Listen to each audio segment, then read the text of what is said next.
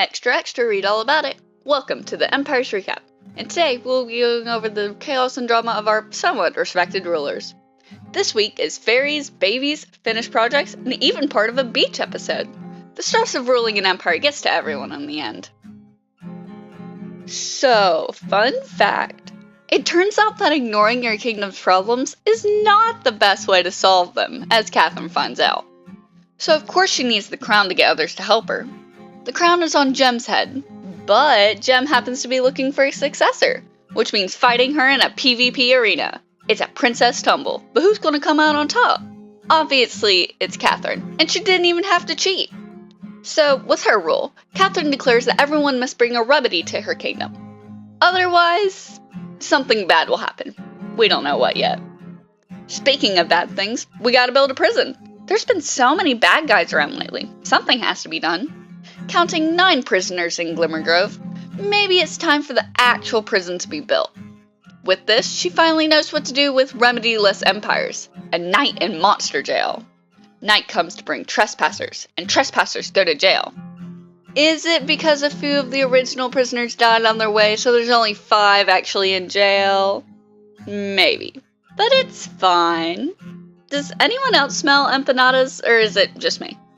Oh, Sausage bought a cart full of them, as a remedy. Next comes Shelby, who seems to think that Skulk will fix the problem. It didn't work. It just spread Skulk everywhere, so guess who's going to monster jail? Flip comes by, says he'll be back, but then Ollie comes. He comes bearing a song, but it doesn't work, no matter how well he sings. As a bard, he sings pretty well, too. What's that noise? Hello? Oh, there she is. Flip? Hello? That worked!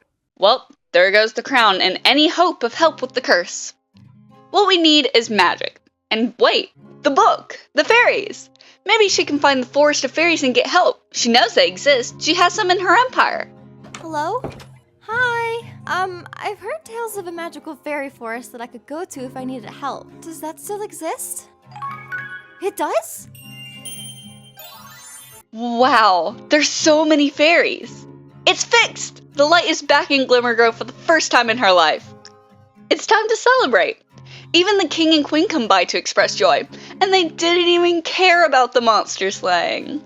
Gobland is loud this week as Flip discovers an abundance of goblin children in need of homes. So, as the ruler of Gobland, Flip decides he needs to take the crown by force from Katherine, so he can make a rule stating all rulers must adopt a goblin child. When he visits Glimmergrove, Flip agrees to help Katherine with her castle problems as malicious compliance until he can retrieve the crown for himself. The mission is a success through goblin ingenuity and a very large pit of dripstone.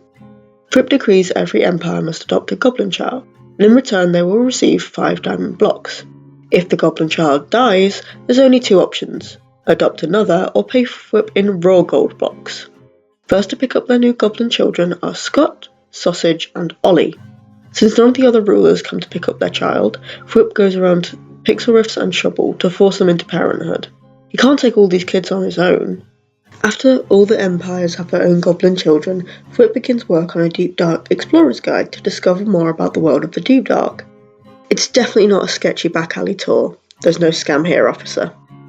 Before any customers arrive, Gobland must be finished. A new apartment building is also added, finalising the rest of the city for all the goblins to live here. Lastly, a Deep Dark tour takes place with Sausage, Joel, Shovel and Scott, where the warden definitely does not make an appearance because the tour was not a scam, but for some reason there's still an unsatisfied customer who killed Flip for his crown. Since Flip no longer has a crown and his work in Gobland is over, he decides to retire as ruler of the Gobland Empire, completing the first and best reign over the goblins. Sausage is such a great father, so under the king's new rule, he adopts another child. He shows his new child, named Rocky, from his rock-hard origins, around Sanctuary. While the king says he must be kept with you, Sausage leaves Rocky to his son Hermes, for family bonding time. Meanwhile, he goes back to his entrepreneurship of selling empanadas. While in Chromia, he invites Scott to go on a beach trip, to relax and de-stress, especially with all the drama happening around. After showing off his tattoos to Scott and lining them up in a heart shape, they head over to the beach set up in Tumbletown. It's perhaps not what Sheriff Jimmy expected to see when he shows up, and soon follows King Flip. When Sausage goes back to Sanctuary, he starts gathering supplies for his next build. The Castle of Memories. This castle will be home to memories from all across the Sausageverse, so let him know your favorite moments. Some of those moments are yet to happen, however, as ominous things loom over his horizon. An old enemy, coming soon.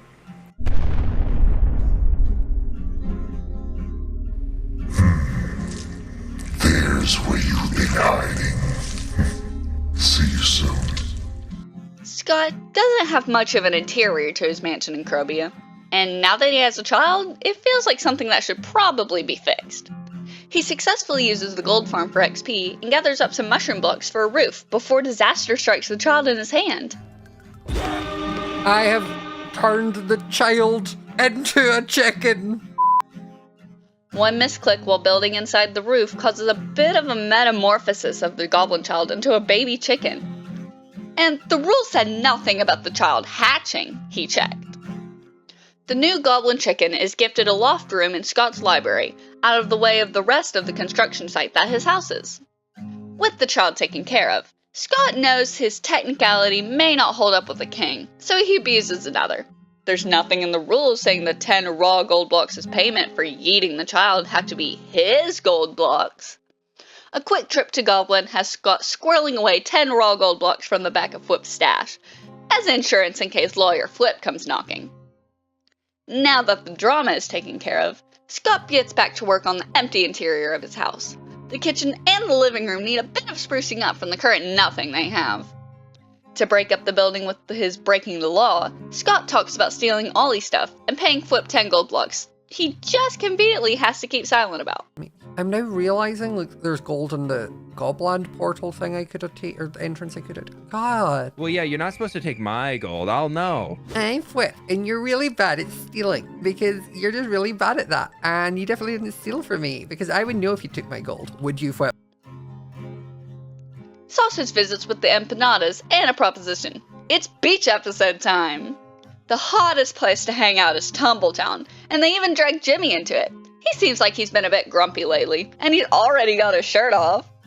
Here's your summer PSA to remind you that it's important to use sunscreen when you're relaxing in the sun, especially with no shirt on. And swimming in seawater doesn't count as hydrating yourself. Be sure to bring a water bottle out with you. Flip even turns up, and it's even more of a party until Jimmy throws his shot into the air and fails to catch it. Flip seems more pleased about the opportunity for gold than anything, but Jimmy elects to try it again with child number 3. There we go. Back to your regularly clothed Empires content. Yeah. Scott gets back to work on his house, this time making a proper bedroom, with a walk-in closet and everything. And, if you don't think there's been enough stealing already, Scott has gotten his hands on a certain magical loot, and his next target is the witch of the server. Shelby tends to leave spares of stuff hanging about, so it's pretty easy heist to get away with her hat and spare broom and relocate them to his in-house museum. This week in Tumbletown, Jimmy became a dad to a goblin child, as decreed by King Flip. Although every other rule Flip decrees is ignored, such as do not yeet the child, since Jimmy has his child for all about 10 seconds before yeeting it across the nether. Jimmy then receives a second goblin child and gives them a wonderful tour of Tumbletown. This tour comes to an end when Scott and Sausage show up ready to tan and swim in the sheriff's lake. Flip also makes an appearance to check up on Jimmy's goblin child, given his history and current villain arc. His caution is proven adequate as Jimmy is annoyed at their company, throwing the child into the air to prove a point, only to fail at catching the goblin again. That was not a good idea. Third time's a charm, and Jimmy adopts a third goblin child. Back in Tumbletown, Jimmy decides to meet up with the old sheriff and update him on some of the events of the Empire. The news of goblin children prompts the old sheriff to tell Jimmy how he has 14 children, has not been present for any of them, and is married to his work and not his wife. So Jimmy decides the old sheriff needs some redemption. Together they go to adopt a goblin for the old sheriff, which is named Firish. Firish doesn't last long, as they are promptly yeeted. So the old sheriff has to get a second goblin child. This one is called Denafo, who later suffers the same fate as his predecessor. Is there something in the water over here? Joel is ready to finally finish his mega palace, but first he needs to gather materials. A lot of them. Before he gets started on the actual building, he heads over to spawn to see what's up with the goblin children running amok across the server. Not sure I'm super keen on someone else on this server having children. That's my thing, okay, Fwip? In accordance with King Fwip's rule, he picks up a child and brings it with him to Fwip's deep dark tour. The tour takes a turn when their guide seemingly abandons them to the multiple wardens that have showed up, and an accident occurs. Shelby didn't set a spawn, did she? Nope. No, she didn't. Oh! Shelby's. Oh! I accidentally hatched my child! You hatched as well, congrats! Oh, that's a nice little baby. Yay! Once they return to the safety of Goblin proper, Joel takes the opportunity to kill Fwip for the crown, after making sure the appropriate background music is playing. He decrees that the other rulers are only allowed to use gold pickaxes, and if they are in need of gold, they can purchase some from him in exchange for a favor, whatever those may be. He's not sure himself. Back in Stratos, he finishes the Mega Palace, installing the rest of the floor and a massive dome ceiling, complete with interior decoration. To complete the interior, he claps his cheeks to summon lightning to strike the central pedestal and light it up. His mega base would be perfect, but there's one thing bothering him. Someone has stolen his trident from its display on the pedestal and replaced it with an actual trident. This won't stand. He follows up on a rumor that Scott has it and goes to Chromia to investigate. He finds his trident on a shelf, but some mysterious magic prevents him from retrieving it. Luckily, he has another trident and places it on the pedestal, completing the Mega Palace once and for all. On the topic of trident wielders, it looks like Pirate Joe's new gate was so intimidating it even kept him away for a bit. But the captain's back, and there's still an ancient seahorse out there waiting to make this pirate a man. To ride a seahorse, one needs a saddle, and Joey is pretty sure his neighbor Sausage has, well, everything.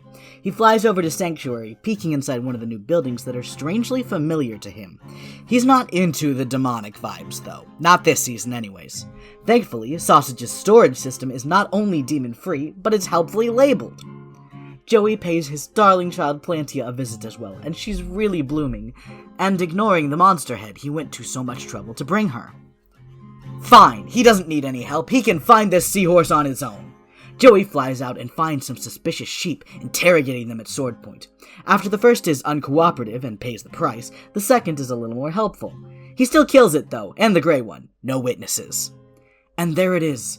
A majestic seahorse, a mount fit for a true pirate, whose colors even coincidentally match those of Joey's tools. Ignoring its slightly vulgar tendencies, he temporarily grants it the name Horsia, and brings it home with aid of a boat. Man, this seahorse really does seem more comfortable on A mount this gorgeous deserves more admirers, so Joey brings Horsia to the new spawn build to show her off to Sausage, Shovel, and Fwip. They're all impressed by her beauty, even if she's a little too shy to perform her other trick. The visit lets Joey see the tower meant for Eversea, and he gets thinking about how to represent his empire. After gathering nearly all the materials for a colorful build, he realizes that a lighthouse would be more iconic at this point and switches gears. He returns to spawn and replaces the tower block for block, and the result is charming. A perfect representation of Eversea in its own way. And with that, join us next week for more chaos and shenanigans. Thank you for watching, liking and subscribing, and thanks to everyone helping out with the project. Check them all out down below.